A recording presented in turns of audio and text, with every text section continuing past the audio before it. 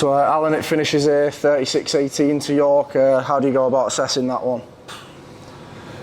Gutted, to be honest. I thought, we come with a game plan and we executed it brilliant for 20 minutes, and then out of nowhere we lose Jordan Johnson, Jack Owens, Tom Gilmore in the space of 2 minutes, all three of them. And they can't come back on and they look long term. And then they get back in game because we're moving a forward to half back, we're moving a back row into centre.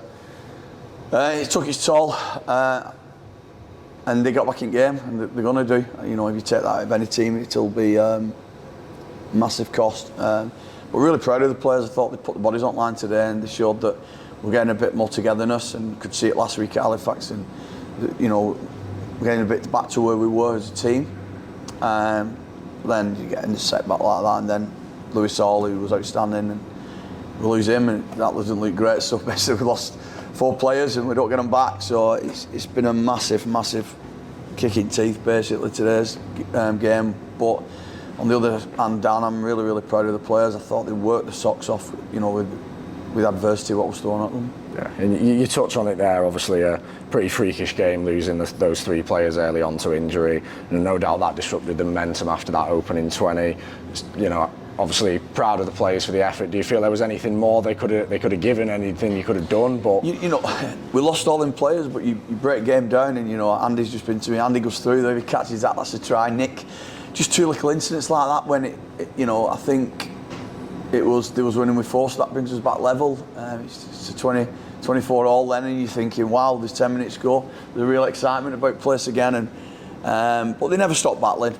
You could tell when we lost our players that we'd lost that. You could see, Gilly's probably, he organises everything for us, and once you lose that, and then I'm putting Nick there, I'm putting Dougie there, and Joey's on his own base.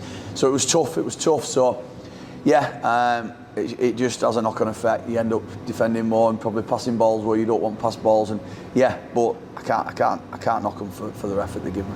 Yeah, and obviously you mentioned that opening 20. Probably some of the best rugby we've played this season. Do you feel that you can look to build on that now moving forward, or is it one of them that obviously with you losing the players that you've lost, you find it difficult now to try and build up and get them combinations? No, we've noticed the change in us these last few weeks, and we're a bit more confident, a bit more swagger about us. And we were just saying the other day, we're getting some bodies back, hopefully Deck and Flem soon, and you're just thinking, wow, we're in a good place leading up to the last 10 games of the year, and then bang, boom, somebody just comes and throws something straight in a span of it works and says, well, I'm taking 4 of your players and that you're not having for a while, and I just feel so deflated with it, but immensely proud, like I say, of their efforts. And you touch on the 4 players that we've lost there, but you touch in there again players that could be coming back. What's the prognosis on them, the likes of Deck Patton, Rodri Lloyd, Matt Fleming? Rod was rested today. He's played a lot of rugby, and he's not had much rest, and we've got 2 big games, York and Toulouse, and Rod will be fine for next week, and Adam Lawton had a bit of a knock, so he couldn't play. Flem's back now, so he should be running hopefully this week, and Deck's already running with us, so fingers crossed we can get him back, because if we don't, we'll have to go and beg and borrow, because unfortunately we're absolutely shot to pieces now with them 4 gone. Yeah, and you touched on some of the efforts of the players, particularly in that middle area. A word on the likes of Liam Bent. Obviously, he did a big stint in the middle. Nick Gregson moving into the halves. Yeah, like I said, proud of them all. Benty 80 minutes. God, I'll be looking these stats this week. There'll probably be some records brought there for this club for him. He was outstanding, and probably tack count, tack carries, and he was out. They was all great, mate, and they're absolutely gutted in there, dejected, and probably people outside the club will say, they've had a bit of an hiding. We've certainly not had an hiding, that's for sure.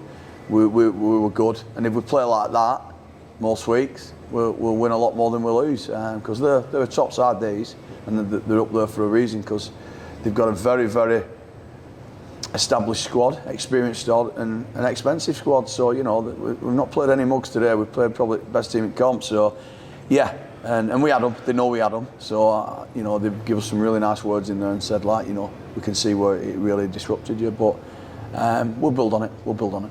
And looking ahead to next week, it's Toulouse Saturday evening. Thoughts ahead of that one? Gets easier, doesn't it? No, really excited. It's always a great occasion when Toulouse come here. Last year's game was absolutely outstanding.